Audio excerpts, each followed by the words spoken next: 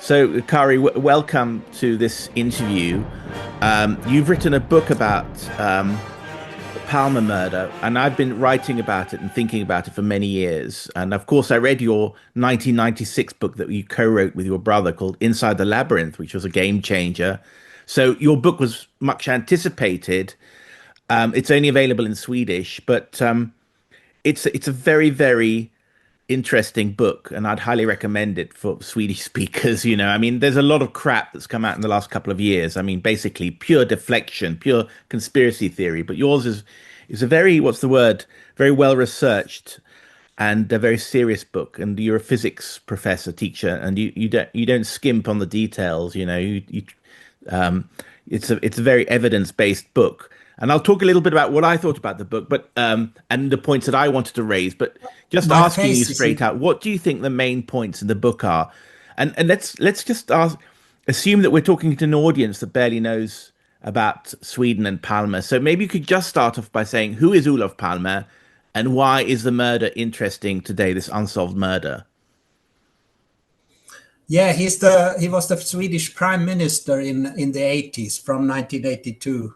And he had been a prime minister in the 70s also, but and he was murdered in 1986, 28th of February.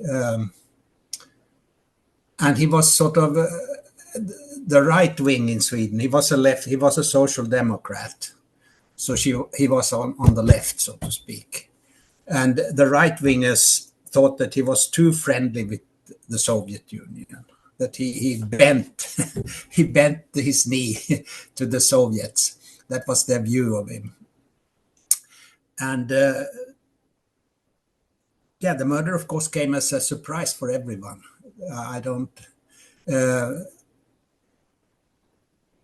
There was a lot of criticism from the right. And a few months before he was murdered, in November, a few months before, in November 85, it was called a Marine officers' uprising. They accused him of being too friendly with the Russians. And Gorbachev, I can say, when he had just become the leader of the Soviet Union, he admired, in a sense you can say he admired Palme. And Palme had written together with some other politicians, Russian and politicians from the West, this could say, it's not a book, but sort of a pamphlet, Common Security, it was called. And it was about, Palme was very concerned about the risk for nuclear war. And there had been two instances in the 80s when there could have been a nuclear war by mistake, actually. It was very close in 1983. That was before, it was not known how close we had been at Palme's time, but it was divulged in the end of the 90s by it was Abel Archer, wasn't it? And the other one was the warning when they thought there was a nuclear missile attack, and this guy Petrov or something decided not to call the higher ups and thought it was a war. It was just apparently it was like sunlight. The Soviet spy satellites captured sunlight, a ray of sunlight, which they thought could be an exhaust from a missile, but it was just a reflection from the sun because they had that angle facing the sun, something like that. Yes. Yeah, it was dangerous times. And this first Petrov thing happened. I think it was in September '83, and only a little bit later, Abel Archer, the Russians thought that the NATO was going to attack. So NATO had Abel Archer was training. They trained within NATO. So, and the Russians thought it was going to be an attack. So within a couple of months there was two incidents that could have resulted in nuclear war by mistake. So that Palme's concern was that you could get a nuclear war by mistake. So this common security that he authored together with both politicians from the global south and Western politicians and Russians and Russian politicians. It was you had to, according to Palme, you had to work together with your enemy because the risks were too great. We had such potent weapons that could annihilate the whole of mankind. So it was very important to work together instead of working against each other. That was the thing in this report that Palme wrote together with the other politicians in 1982, I think it was published. And it was totally against the Reagan doctrine. Reagan had this view that he had a simple view, so to speak, the President Reagan. We win, they lose. It was totally, there was a total clash between the Palme's view and the Reagan administration in Washington. So that was the sort of circumstances surrounding this. Yeah, I mean, Abatov reported this. I mean, I remember the Commission on Common Security, because he'd got a number of social democratic politicians. I mean, Palme was trying to build networks that were neither part of the Warsaw Pact nor NATO, like a third way, yes, wasn't it, basically?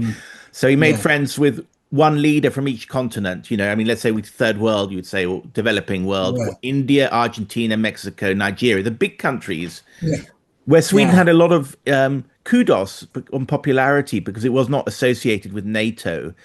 And it was good. I mean, Sweden had a very good reputation for both prosperity, democracy, and anti-colonialism. They'd never had colonies, you know, apart from, I don't know, Guadeloupe or something, you know, 400 years ago. So I think Palme and the Social Democrats played very strongly on that. And I think that created a lot of jealousy with the Brits and the Americans. You know, who is this guy kind of stealing our thunder? And he was a rival, especially since Sweden was so prosperous, you know. Yes. Yeah, and so, but this comment, I think that I think is it from your book? I mean, there's a lot of good stuff from your book. That I mean, Arbatov and Chernayev and other sort of Soviet reformers. Arbatov was part of the Palme Commission. They went back to Gorbachev and they were his think tank when he came to power in 1985. Saying we can talk to the West Europeans. This guy Palme is absolutely right, because Palme said you can't win a nuclear war. Obviously, you know, but some of the neocons in America thought that you could go to the brink, but I mean, it's too risky. And he was saying you basically, however unappealing your opponent is, and he may not be unappealing, but if he is, you still got to talk to him because, you know, and that's still the rule that still applies. And it seems a lot of our young leaders who not, some of whom were born in the 1990s, don't know a damn thing about that sort of thing, you know. Anyway, I'm surprised how ahistorical they are, how little they know about the history, present day leaders, and they seem to be totally oblivious. They don't think that the risk for a nuclear war is something to worry about. I find it strange, very strange, especially the top in the EU Commission and some. I know, it's incredible. It's absolutely. That's a separate topic. I mean, let's not veer too much from the topic because we could talk about that for ages. But let's say Carl Bildt, who was very prominent in the 1980s, a young and rising politician, very pro-NATO.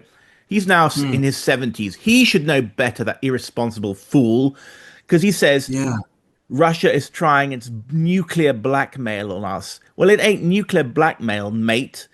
I mean, you know, it's you respect that, and you got to, because if you can't play games and you can't make accusations, you can't basically, it's an unfortunate fact of the world that if you've got nuclear power, you've got to treat those guys nicely. You can't. It used to be called deterrence, and now it's called nuclear blackmail. We mustn't fall for nuclear blackmail, and then we can fire our missiles into Russia and nothing's going to happen because it's just him blackmail and his nuclear bluff. Well, 6,000 missiles ain't no bluff, you know. I mean, it gets me so angry that that this man who's been around for 50 years, his young acolytes who listen to him, this old fool, well, he's not more responsible. Anyway, sorry, people don't know who Carl But Bildt is, but yeah, sorry, yeah, Carl Bildt was very much against Palme in the 80s. that's right. And very much against him. And he said, I wrote it in my book, he said that the Swedish foreign policy and the Russian Soviet foreign policy has never been so parallel as they were in the 80s when Palme was in government. Yeah. So that's no wonder. I think I mean, you wrote it's a very thick book. You write a lot about Italy. We're going to leave Italy out of this. Yes. Because I didn't have a chance to read it actually, because I thought, well, because I'm talking to you and I've got a lot of projects going, but but so basically, I mean, Italy and Sweden were both subjected to this Gladio project, and the word Gladio comes from the Italian word for short sword, and it's been known worldwide. And you talked interestingly about these semi-coups in Italy that were signals, but let's not get bogged down in this, okay? Because we'll just focus on the Swedish thing today. Maybe another time we can talk about the other stuff. But the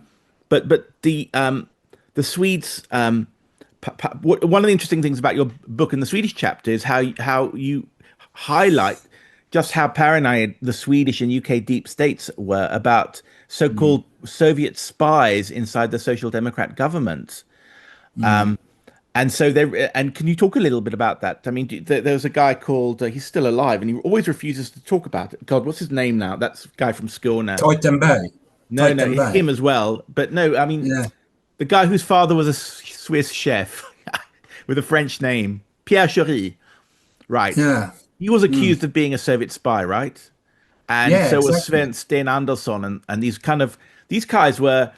I mean, as I said, I was a teenager in the 80s. I remember them as being, well, they were left-wing, but no one ever thought of them as Soviet spies. But this was a thing that was brewing under the suspicions, and that created this suspicion of Palme. So can you tell us about those findings in your book? We've got this, Palme made a Commission on Common Security, which was talk to the Russians, Common European Home, which Gorbachev adopted later. That had its roots in the Palme Commission. So Palme was actually, for better or for worse, hugely influential on Gorbachev, you know, and hugely influential. I interviewed David Owen once, who was on the Palme Commission. He said, one day Palme's contributions will become better known. We think it was the war that the Hawks won. Actually, the Doves won it as well. Or the Doves, led by Olof Palme. So Palme had huge influence on Gorbachev, but from an Anglo-NATO perspective, Palme was both a challenger and a rival, and maybe a spy. So pick up the argument there, where the Swedish deep state thought about the Swedish Social Democrat government, if they were KGB agents or not. It wasn't only, the Swedish deep state, it's a bit sort of nebulous to say deep state, but it was the Swedish security police. Yeah, okay. They suspected Pierre Curie to be a Soviet spy, but not officially, of course, not officially. They couldn't say it officially. That would have, then they would have to prove it. So it was sort of secretly behind the scenes. They were regarding him as a Soviet spy, and even the other diplomat, one diplomat. Sverker Åström. Yeah, Sverker Åström. Yeah, exactly. Sverker Åström was also thought to be a Soviet spy by the security services. Not officially, of course. Sverker Åström was one of Palme's closest advisors, actually. And even Pierre Curie was one of his advisors. So, and the whole thing, and the odd thing about the murder investigation was that they were Hans Holmér and Ebbe Carlsson. Hans Holmér led the police murder investigation.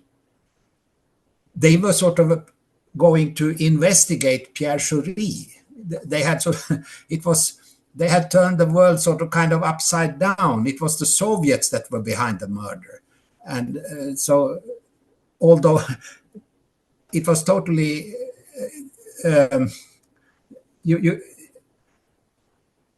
the Soviets, they said, were behind, and at the same time they said that the Soviets were that Palme was sort of too friendly with the Soviets, but the Soviets murdered him. Right. So it's not, there's no logic in it, in the reasoning.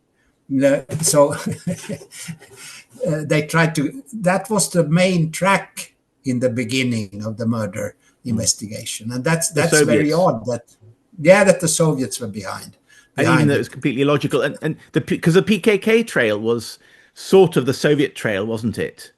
Yeah, because they connected PKK with the Soviet Union. The PKK was a left-wing terrorist organization, and they connected it with that the Soviet Union was running PKK. That was the main track that they were pursuing in the beginning. Although Holmér never said it straight out, Holmér, the police commissioner, he never said it straight out, but that was sort of the track that they were on, and it's very odd. Did they explicitly say it was a Soviet trail, or were they going to spring that surprise on the Swedish people after they'd found it was the PKK? No, they didn't say it explicitly. They couldn't say it explicitly. Right. You can't accuse a major power. That would have created a diplomatic crisis. They couldn't say it publicly, but under the surface that was the line they were pursuing, that the Soviets were behind it, and they were going to probably try to spring it at some point, but it never materialized because the whole thing just fell apart in the end.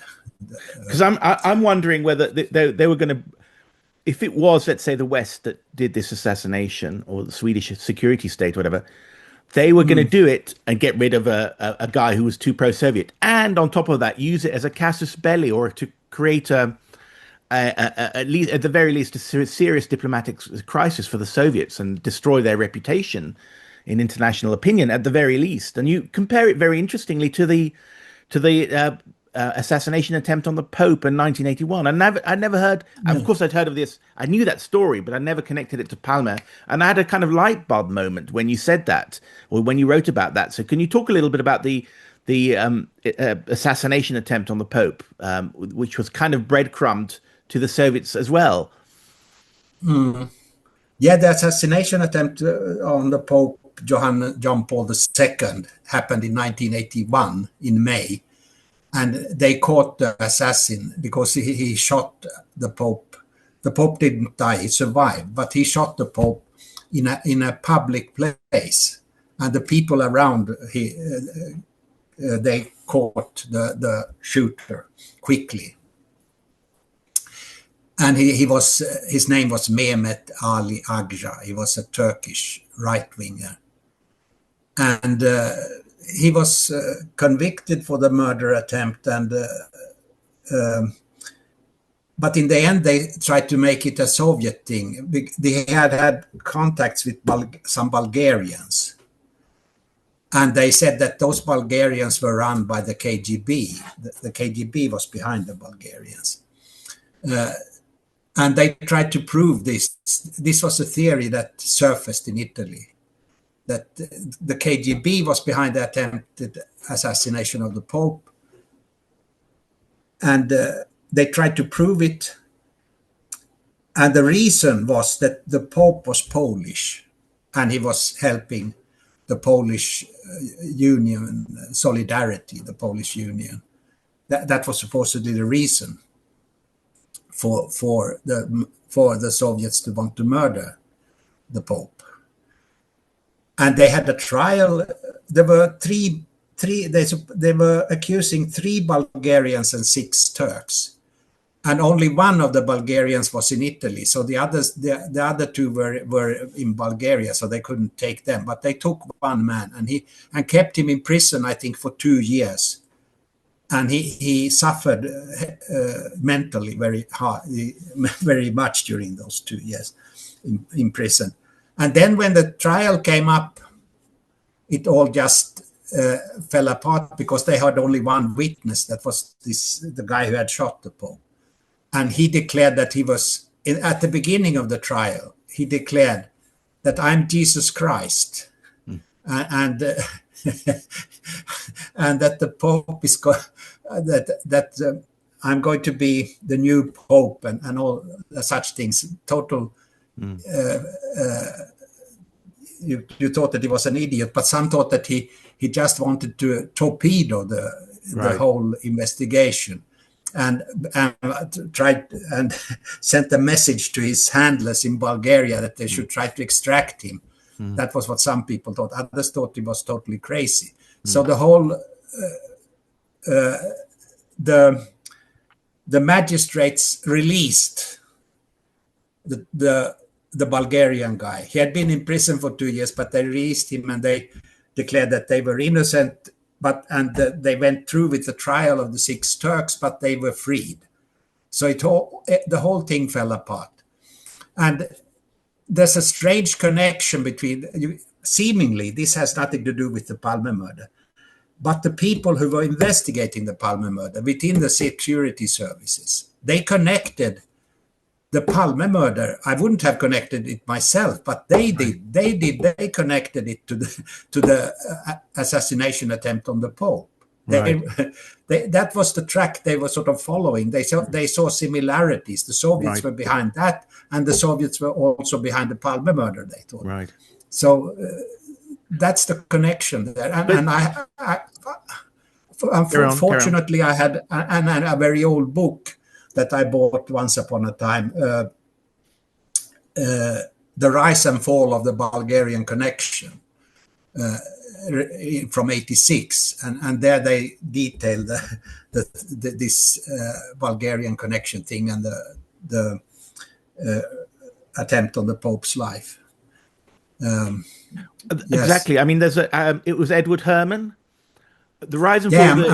He's a brilliant writer. He's totally debunked the Yugoslav and the myths about the Yugoslav war in the 1990s. And I think you might be able to find an ebook version on the internet. I think I might have downloaded it last week. I just haven't had time to read it. So that I mean, that name is gold to me, Edward Herman. And so if he debunks it, it's debunked. You know, I mean that you can take that name to the bank. So, but did the SERP who were investigating this? Did they genuinely believe that might be a PKK, and which parts of SERP believed that it was just a bluff trail or a trail that would lead nowhere at worst, or at best it would lead to the Soviet Union and create a terrible diplomatic crisis? And were some of them genuinely believing that it was a Soviet trail? Yeah, those who were investigating it within SERP believed it genuinely, I think. Right. But I don't know that. I don't think everybody within SERP believed it. But those people that were investigating believed it. They wanted the investigation to take that, go on that track, sort of. Even the higher ups, they had nothing against it. It went along that track. But those who investigated within SERP, they believed in this theory, and. Well, it turned out to be just disinformation, the whole thing. It was Herman and Brodhead who wrote the book that I happened to have. And there was lots of interesting information in that book. It's from '86. It's an old book, but I bought it once upon a time. So I have it. So it's in English. I mean, Edward Herman and the Rise and Fall of the Bulgarian Connection. People can buy it secondhand. So, but just in moving on, I mean, the interesting thing that I got from one of the interesting things is how SERP were involved in the investigation from such an early stage, because in the Holmér book, he's a police chief, a very charismatic guy. Everyone in Sweden over the age of 40 knows about him, because he had these daily press conferences, and he was like a father of the nation in a time when Sweden was totally traumatized. And everybody remembers holding up 2 revolvers and talking about shooting every Smith & Wesson, test firing every Smith & Wesson in the country to see. But of course, it might not even have been that kind of pistol. I mean, it's ridiculous how much time was wasted on these disinformation trails. Anyway, in his book, in his account of the whole Palme investigation, he was on the trail for a year and then he was sacked, that he got onto the PKK trail in the summer of 1986. And that's when it became a kind of people were focusing their attentions on it. But SERP were launching the PKK trail the day after the murder, or the morning after the murder. And they were all over the investigation on the night. They were sitting in the police investigation. in the police investigation central, which is, I mean, why the hell were they doing that if it was just going to be a normal night, you know? Exactly. And I got to know this, that they came up with the that Säpo came up with the PKK track immediately after the murder, because Tommy Lindström, one of the police chiefs, in a book in the 90s, wrote about this. He said that one of the Säpo chiefs, came up with the PKK track immediately, less than a day after the murder. Already he was murdered Friday, the night between Friday and Saturday, and on Saturday afternoon, the Säpo PJ Ness, one of the higher ups in Säpo, came up with the track, PKK track. Right. And Tommy Lindström wrote that he had investigated the whole weekend. They were investigating, they were interrogating PKK members here in Sweden. So it came up immediately, and it came from within the security services. It was not an invention. They said it was because the Turks were against PKK, of course. Right. That the Turks had invented this, not this track PKK. They hadn't. It was already within Säpo immediately after the murder. Yeah, that it was. But can you explain what's the official story, the official alibi, as it were, by Säpo, that they were in the police central so early on in the evening? Or did they come after the murder was announced? And I mean, is there can they explain away why they were so early? They were sitting there, and apparently the police. That's another new thing. The policeman who went to talk to Palme's widow, Lisbeth Palme, in the hospital, he came back, and he was debriefed by Säpo before he was debriefed by the other police. So you know, they were really in the center. And I've read so many Palme books. I didn't know that, you know. So that's another novelty, another new thing about your book. Does Säpo have an explanation why they were so early there, or can they say, well, we heard about the murder and we just went there very quickly? No, they have no explanation. They deny it. That's their explanation. Okay. For instance, the Säpo chief said that he came at 1:50. He came to the police on the open side. The place where they led the police, the open police. But this police that you mentioned now had interrogated Lisbeth, or talked with Lisbeth at the hospital. He said that he went into a separate room with the Säpo chief and debriefed. He was debriefed by Säpo. While the chief says he came to the police 1 hour later. According to this police, he was debriefed by Säpo before 1 o'clock. But the Säpo in the night. But the Säpo says that we came to the. The Säpo chief said, I came to the police on the open side at 1:50. I mean, they deny it. They have no explanation, so they just deny everything. Yeah. Because to tell the truth would mean that they were very well prepared, and they can't complicit. Tell the truth. And that leads me into there would have been suspicion that they were complicit if they told the truth. Of course, it's no proof, but then they would have sort of fostered suspicions about their actions during the night. Well, I mean, I don't know. I mean, in the early 90s, Los Boines made a few documentaries where there was a guy called Bo Ståhl who owned an antiques bookshop by the police house in Kungsholmen Island. And he was saying, the talk in Säpo was that, you know, Palme's going to be killed before the Moscow trip. And he talked to a guy called Anders Larsson, and Anders Larsson talked to Boines. And both of these guys died young, you know. So it's like the JFK, the mysterious deaths around the JFK. I hope you got life insurance, you know. No, but I mean, seriously. But then the Säpo trail faded away a little bit, and people went into all kinds of other candidates. And but on the Säpo trail, I mean, Birshan, whom you know, said that he tried to warn Säpo that he'd been approached to be an assassin, and he warned Säpo, and Säpo didn't treat it seriously. So maybe we don't have to go down there. But you just to say that what I want to talk about is, to me, like the most sensational thing is your revelation of this memo about Cozy fan Tutte and this Seppo exercise, apparently on the night to protect Palme or to assassinate him, or I can't quite determine what it's about. But tell us about the Cozy fan Tutte exercise and how you found out about it and what you think it really meant. Yeah, I didn't actually. I wasn't the one who found out about it, the Cozy fan Tutte. It was a docent, Almeng, who wrote about it in 2021, who had found out about it. So that they had some kind of odd exercise during the murder, you could say, exactly in those hours in the night, Friday night, they were out. Seppo was out and had. Yeah, it's murky. You don't know what they were supposed to be doing. They haven't. Well, they don't tell everything. They've been in, the investigators found this memo, but the one who had written the memo, I think, was dead. He died in 2008. One of the bosses within Seppo, and that's one. But there was another thing going on. FRO. There was sort of that was connected to FRA, the Swedish equivalent of NSA. Yeah, signals intelligence of NSA in America.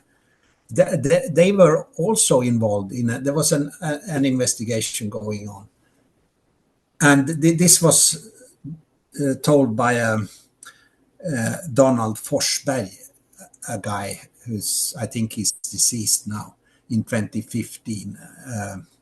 That there was this other operation, not only Cozy fan Tutte, but this other operation, and in that operation, not only the military intelligence was involved, he said, and the signals intelligence. So the whole spectrum of Swedish intelligence had operations ongoing during the night of the murder. And of course they can't admit that there was anything nasty about it. It was just a coincidence, they say, not just a coincidence. Well, how much? I mean, you can plan possible scenarios here. Maybe Palme said, "Okay, you guys, I understand that you're going to do an exercise because the Soviets might want to assassinate me. So I'm going to walk around from the cinema. Got to go with my wife, to see a bit of fun, and then I'll walk home to my own. But I know that you're all around the place and protecting me, and that you've got an assassination team and you've got a protection team. And the assassination team is obviously Team B. It's like any military exercise, Team Red and Team Blue. And that's why I'm going to go and walk down this exact route. But he was being deceived, because there's often these questions of why did Palme choose this route? Was it just random? And therefore, if it was just a random decision taken at the last moment to walk home rather than take a taxi, he was even offered a lift when he was at the cinema by one of the Swedish union chiefs, and that's why it couldn't have been a planned murder, because they didn't know what he was going to do. But if he was led into a trap, then that explains everything. Do you think that was a possible scenario, that he was kind of told to be a good patriotic Swedish prime minister and do this and walk down this route? And they said, we'll take care of it. We need to train our boys in assassination protection. And then they assassinated him. I don't really believe in that scenario. I think it happened randomly. I don't think Palme had any agreements with the security services. Right. I don't think, because and you can say that it was just a random thing, but if they were surveilling him all the time, then that's what I think, that he was under surveillance all the time, and when the right moment appeared, then they did it. If it hadn't appeared, then he would have, if he had taken the taxi, as you say, then he would have still been alive. But they could have assassinated him later. There are many opportunities. but this opportunity happened to turn up. That's what I think was, and they were prepared sort of to do something if there is an opportunity. Okay. If an opportunity turns up, that's. Do you what think I it was a planned assassination, or do you think it was Seppo were doing a good job? They're doing their best, and surveilling him, but maybe Krista Pettersson or somebody else just turned up on the night and killed him, and that the unbelievable incompetence of Seppo in not protecting Palme is the reason why this hasn't come out earlier. No, I don't believe in those theories about incompetence. I mean, I don't think Palme had any contacts with Säpo about protection or right. Okay. anything. And really, when you, like I wrote about the Aldo Moro, you hadn't read it, but the Aldo Moro murder, if they want to kill someone, so-called deep state, then it doesn't help if you have lifeguards. Aldo Moro had 5 well-armed men that were guarding him. And they were killed in about 20 seconds, all of them. They were shot. And they came into a hail of bullets. But they were so precisely, the shooters were so precise that they wounded Aldo Moro slightly, but nothing. So he was sort of, all the lifeguards were killed, 5 men well armed, but Aldo Moro was sort of almost, you could say, unharmed.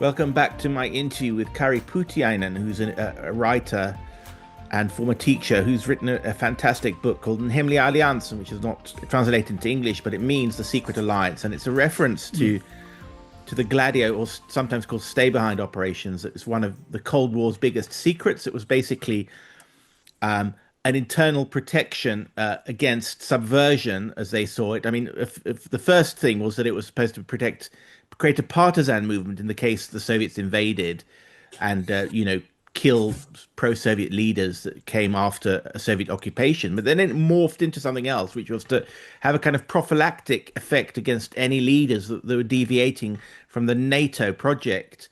And there was a lot of that in Italy, which had a lot of pro-communist leaders, and they were eliminated or not allowed to take power. Aldo Moro, a lot of you will have heard of him. And in Sweden, although Sweden wasn't a NATO country, it had a lot of elements that were part of the NATO sympathizing NATO sympathizers, especially in the military.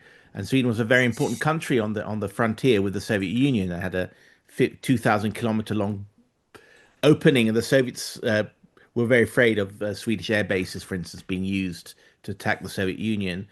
And Olof Palme, who, as you know, if you listen to the first half, was a Swedish prime minister who's quite pro-NATO in his youth and pro-American, but then became the warning signs started flashing when he supported the Vietnamese in the Vietnam War. He was very outspoken. And then in the 1980s, he built up alliances and friendships with the developing world, neutral countries, and he was seen as a rival, quite frankly, and a competitor and a challenger to the Brits and the Americans, especially when they feared that his neutralist stance would bring other countries with him into what be like the Soviet sphere of influence, whereas Palme saw in Gorbachev, for instance, somebody who could join the social democratic world.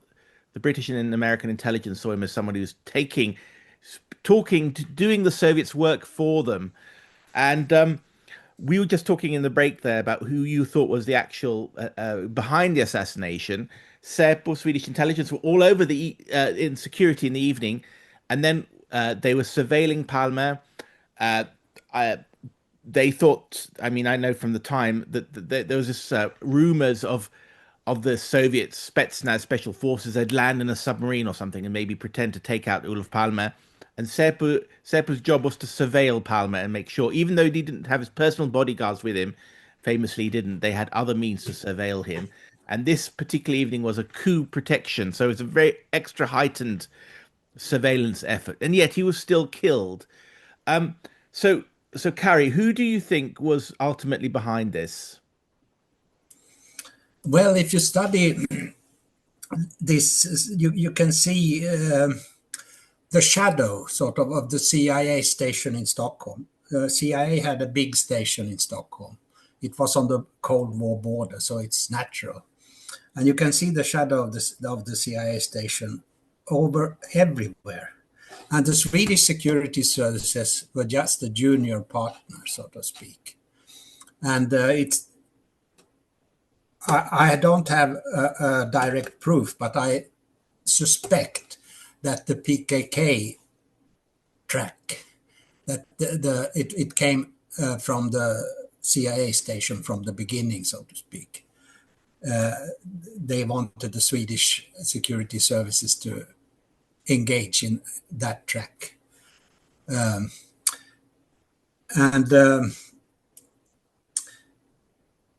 So that's the gist of the book. And I wrote that in 1995, when I wrote the first book, I suspected that the borderline between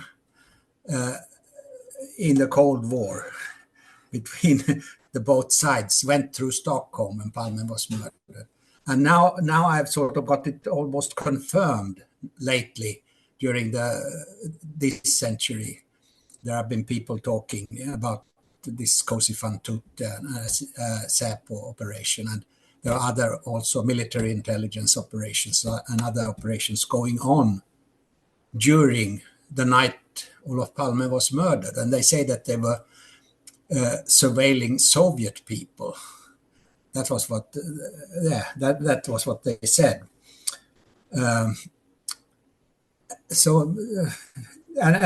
they said it was a total accident that they were doing these operations during the murder night. It had nothing to do with the murder, they say. Oh, okay. But I can't prove it, but it's hard. It's difficult to believe that all of the Swedish security services had an operation, not only one, not only Säpo, but the military intelligence and IB, that's another intelligence that was directly connected to Gladio. All of them had operations ongoing during the murder night. So it's easy. I mean, the suspicion arises easily that they had some hand in this but as I said, there was the CIA station. The CIA had a big station in Stockholm behind, like a hidden hand behind the whole thing.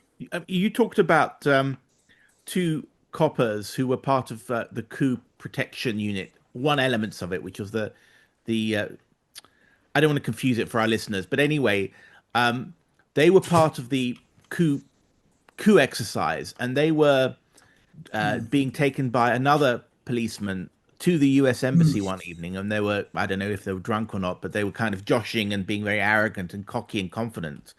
And what were they saying, and how do you think that, how do you adduce from that there was an American connection? Well, it's easy to see that, number one, they were not drunk, and they were not part of any.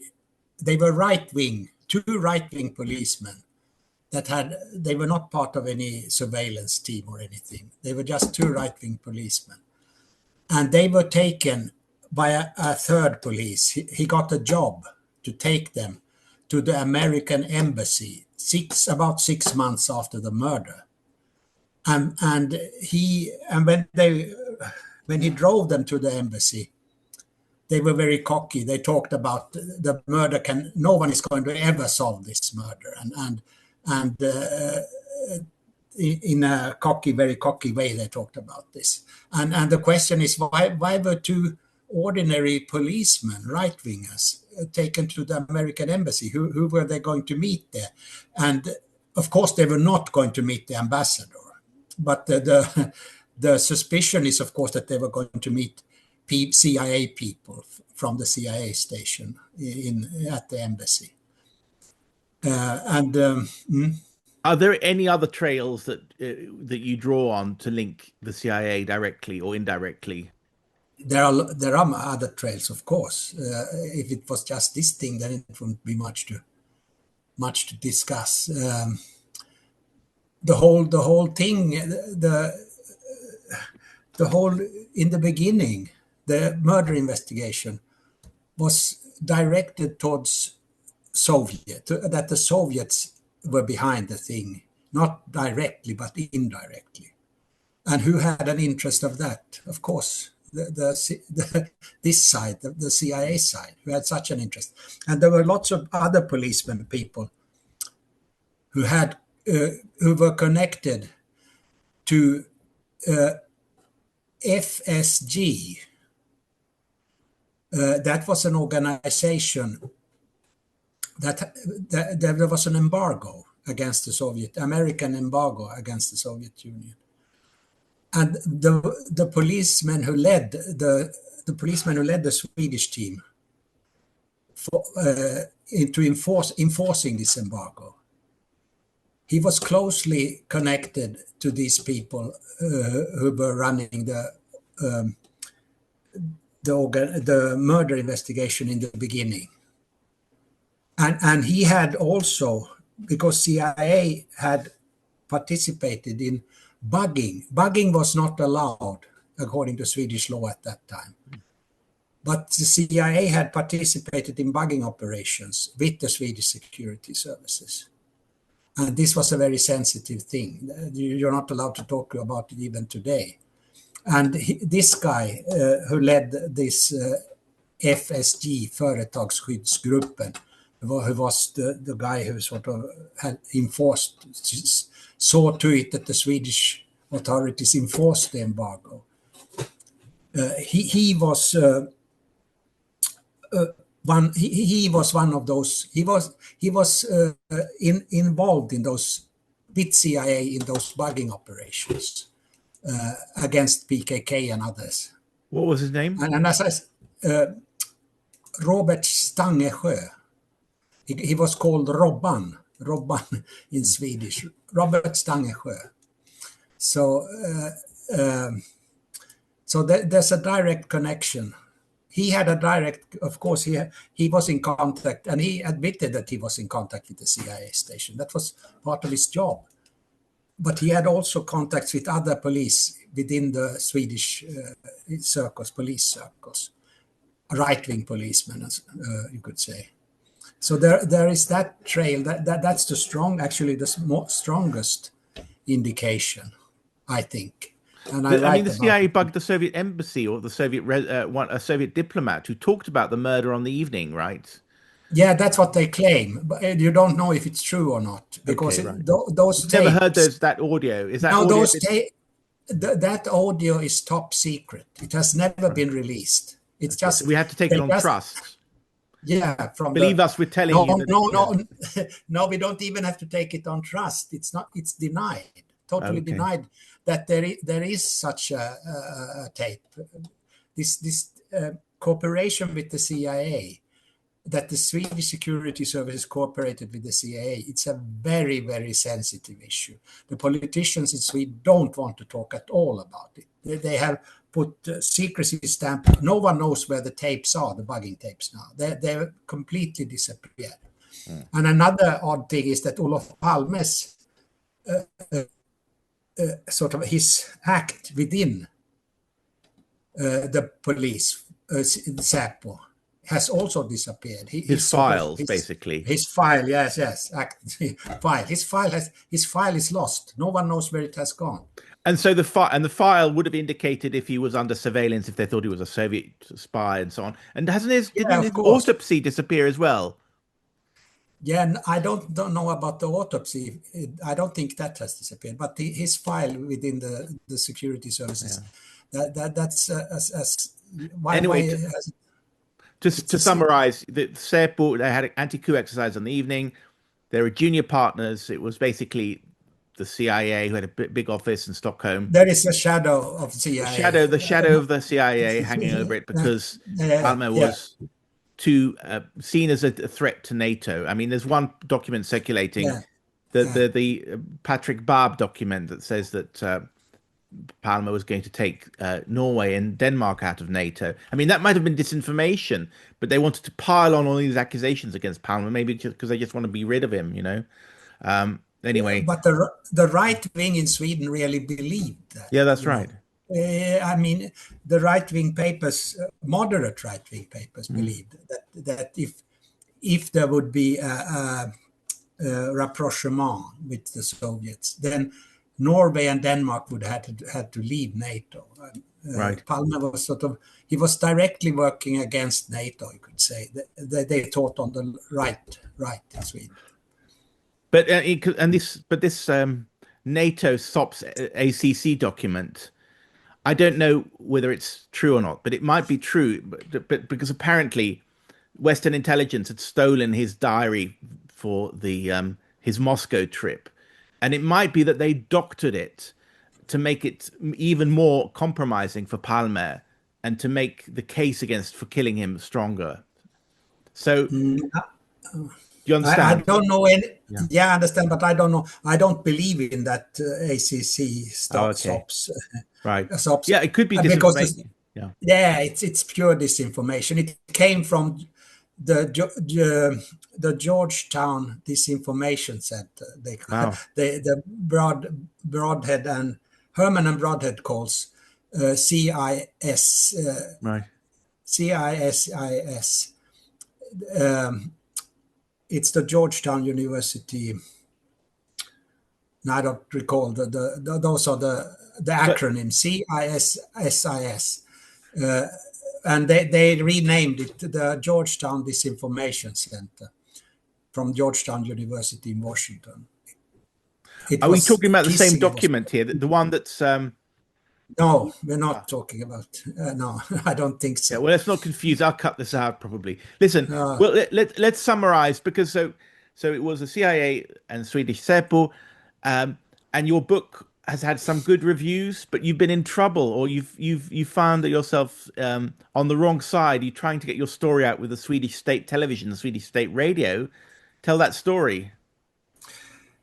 I didn't try to get it out myself. It was a reporter who worked for Swedish state not television, radio, who took it upon himself. He contacted me and he visited me, talked with me, and he was going to make when the book comes out, years before the book came out, he talked with me and discussed with me. And he said, when the book comes out, I'm going to make a radio program, both in Swedish and in Finnish, because I can speak Finnish also